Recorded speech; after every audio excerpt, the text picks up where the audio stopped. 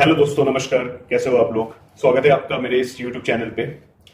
तो आज हम बात करने वाले हैं जुपिटर यानी कि देवगुरु बृहस्पति की महादशा के बारे में। जी हाँ दोस्तों, अब देवगुरु बृहस्पति हम सबको पता है कि कितने इंपॉर्टेंट प्लैनेट है पूरे, अगर सोलर सिस्टम की बात की जाए, पूरे एस्ट्रोलॉजी की बात की जाए तो जुपिटर सबसे बड़े प्लैनेट है एंड जुपिटर सबसे शुभ प्लैनेट यानी कि सबसे अच्छे रिजल्ट्स डिलीवर करने वाले प्लैनेट में से एक है।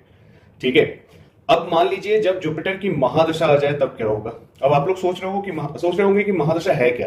तो महादशा मैं आपको बता दूं कि महादशा एक ऐसा टाइम होता है, पीरियड होता है, मतलब जो सबसे लंबे टाइम तक चलता है किसी भी इंसान की कुंडली में, लाइफ में। हर प्लैनेट की एक महादशा होती है। जैसे राहु की महादशा 18 साल की होती है, शनि की महादशा 19 साल की होती है, वैसे ही ठीक गुरु की महादशा यानी जुपिटर की महादशा होती है 16 साल की। अब आप सोच रहे हो कि 16 साल यानी कि बहुत लंबा टाइम। जी हाँ, अब एक महादशा, जब किसी प्लैनेट की महादशा आती है तो उस महादशा के नीचे अंतरदशा और फिर प्रत्यंतर दशा, सूक्ष्म दशा, प्रण दशा भी आती है। लेकिन आज हम सिर्फ बात करेंगे मेनली गुरु की महादशा के बारे में, यानी गुरु जब महादशा में आएंगे आपकी कुंडली में तब क्या होगा इन जेनरिक। ठीक है, उसके बाद बाकी तो डिपेंड करता है आपकी कुंडली में गुरु की प्लेसमेंट कहां है। अब मान लीजिए कर्क लगन की कुंडली है। कर्क लगन की कुंडली में गुरु नॉर्मली बहुत अच्छे फल देते हैं, क्योंकि कर्क लगन में जो 4 नंबर होता है, 4 नंबर राशि यानी कर्क, वहां पे गुरु उच्च के हो जाते हैं, एक्सॉल्टेड। अब वहां पे अगर गुरु उच्च के होकर अच्छे फल दे रहे तो जाहिर सी बात है वो जहां पे दृष्टि डालेंगे वहां पे भी वो अच्छे फल ही देंगे, क्योंकि गुरु की जो दृष्टि होती है ना वो किसी अमृत से कम नहीं होती। ठीक है, इतनी ज्यादा पॉजिटिव होती है वो। गुरु जहां बैठते हैं वहां पे बहुत अच्छा नहीं करते, लेकिन गुरु जहां देखते हैं, गुरु की 3 दृष्टि होती है, मैं आपको बता दूं। एक होती है उनकी 5वीं दृष्टि, एक 7th 7वीं दृष्टि और एक 9th यानी कि 9वीं दृष्टि। तो ये जो तीनों दृष्टियां होती है ना वो काफी अच्छी होती है, जिनको जुपिटर की एस्पेक्ट्स भी कहते हैं इंग्लिश में। ठीक है, अब अगर मान लीजिए गुरु पहले घर में बैठा हुआ है फर्स्ट हाउस में, तो वो फर्स्ट हाउस से 5th हाउस को देखेगा, 7th को एंड देन 9th। अब अगर मान लो किसी की कुंडली में गुरु 4th हाउस में बैठा हुआ है, चौथे घर में, तो चौथे घर से वो गुरु देखेगा 8वें घर को, 10वें घर को और 12वें घर को। अब मान लीजिए जैसे अगर मैं कर्क लगन की बात करूं या फिर वृश्चिक लगन, मेष लगन, धनु लगन और मीन लगन, और यहां तक कि सूर्य के जो लियो यानी कि सिंह लगन है, ये 6 के 6 लगन में गुरु जो होता है बहुत अच्छे फल देते हैं। बाकी गुरु की प्लेसमेंट पे भी डिपेंड करता है, बट इन जनरल इसलिए अच्छे फल देते हैं क्योंकि शुरुआत करते हैं लियो एसेंडेंट से यानी कि सिंह लगन से। तो सिंह लगन में गुरु अच्छे फल इसलिए देंगे क्योंकि सिंह लगन के मालिक है सूर्य देवता, और सूर्य देवता और गुरु आपस में फ्रेंड है यानी दोस्त है, मित्र है। अब अगर चंद्र की बात की जाए कर्क लगन, तो चंद्र के साथ भी गुरु की बहुत परम मित्रता है। 3rd मंगल की राशि जो है 2, वृश्चिक और मेष, ये दोनों ही राशि में गुरु मतलब नॉर्मली बहुत अच्छा फल देते हैं, क्योंकि मंगल के साथ भी गुरु की बहुत अच्छी मित्रता है। और बाकी तो 2 गुरु की खुद की राशि है, एक धनु और एक आपका बचा मीन। तो ये 6 लगन या राशि में गुरु सबसे अच्छे फल देते हैं। अब अगर तुला लगन की बात की जाए या मकर लगन, कुंभ लगन या फिर वृषभ लगन, मिथुन, कन्या, तो यहां पे गुरु फल तो देंगे लेकिन बहुत अच्छा मतलब कारक नहीं होते। अब आप लोग सोच रहे हो कि कारक का मतलब क्या है। तो गाइस, कारक का मतलब यह है कि कोई भी प्लैनेट अगर कारक होता है, किसी चीज का सिग्निफिकेटर होता है, तो उस चीज का वो उस घर का अच्छा करता है, अच्छे रिजल्ट्स डिलीवर करता है। अब अगर जैसे मेष लगन में या फिर कर्क लगन ले लो, उसमें अगर गुरु कारक प्लैनेट है, तो कारक कहने का मतलब क्या है कि गुरु बहुत अच्छे प्लैनेट है और सबसे एक तरीके से one of the best planets है पूरी कुंडली में। अब अगर सिंह लगन में भी कारक है। अब अगर मान लीजिए तुला लगन की बात की जाए या फिर मकर लगन की बात की जाए, तो वहां पे गुरु इतने ज्यादा कारक नहीं है, क्योंकि तुला लगन शुक्र का है, शुक्र देवता की, एंड शुक्र देवता के साथ गुरु की बहुत अच्छी दोस्ती नहीं है। और अगर मकर लगन की बात की जाए वो शनिदेव की है। शनिदेव के साथ गुरु का जो रिलेशन है वो सम है।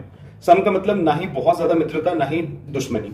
ठीक है, एवरेज है, मतलब नॉर्मल है, न्यूट्रल रिलेशनशिप जिसको कहते हैं। तो उसमें भी गुरु फल तो देंगे बट बहुत अच्छा नहीं देते, ठीक ठाक रहता है मतलब। अब अगर गुरु की प्लेसमेंट अच्छी है तो वहां पे समझ लीजिए कि अगर महादशा आ जाती है गुरु की महादशा में, तब आप देखोगे कि ऐसा बंदा एक तो सबसे पहले ज्ञानी होगा, बहुत ज्यादा ज्ञान अर्जित करने वाला।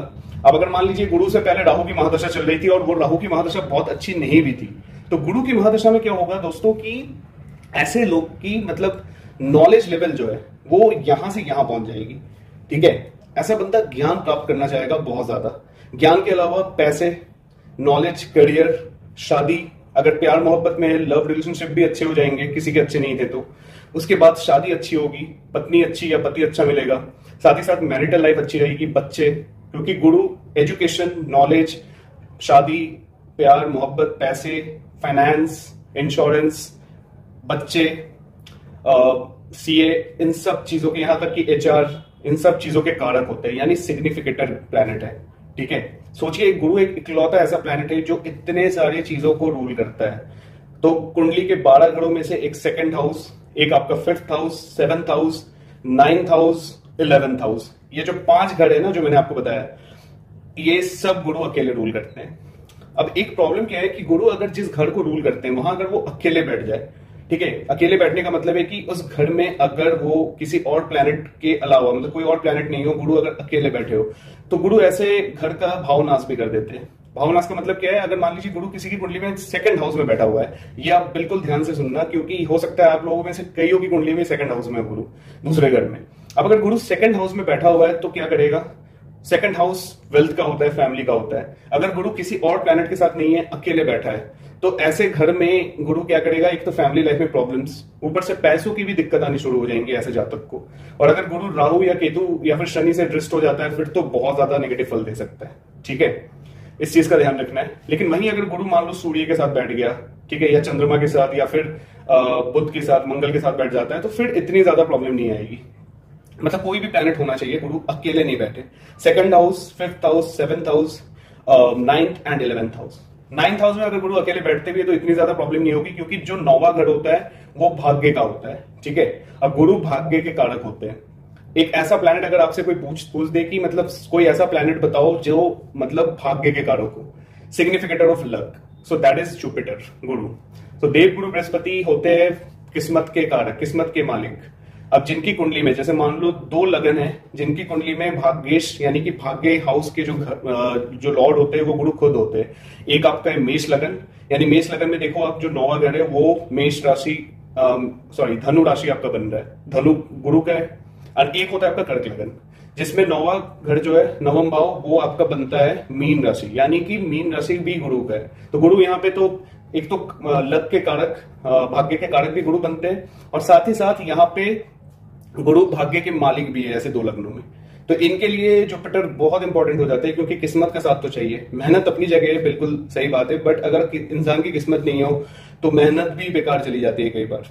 आपने देखा होगा कि मतलब कोई बंदा एग्जाम का प्रिपरेशन कर रहा है, कोई गवर्नमेंट जॉब की, ठीक है, अब उन्होंने एग्जाम दिया, 1 नंबर से रह गया, क्या उन्होंने मेहनत नहीं करी थी?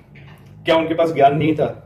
ज्ञान भी थी उनके पास, मेहनत भी करी, लेकिन किस्मत के साथ नहीं मिलने की वजह से वो उसका मिस हो गया और 1 नंबर से रह गया वो। तो लक बहुत इंपॉर्टेंट फैक्टर है, लक बहुत इंपॉर्टेंट हो जाता है सबकी लाइफ में, मेहनत और लक, क्योंकि 3rd हाउस मेहनत का होता है, एफर्ट्स, वही उसके ठीक सामने 9th हाउस होता है लक। तो मेहनत और लक साथ साथ ही चलते हैं। ठीक है, मेहनत करोगे तो लक, किस्मत अच्छी रही फिर मेहनत कर पाओगे, तो साइमल्टेनियसली चलते हैं दोनों। सो जुपिटर की महादशा जब भी आती है तो 90% टाइम में ऐसा होता है कि पॉजिटिव चीजें होती है।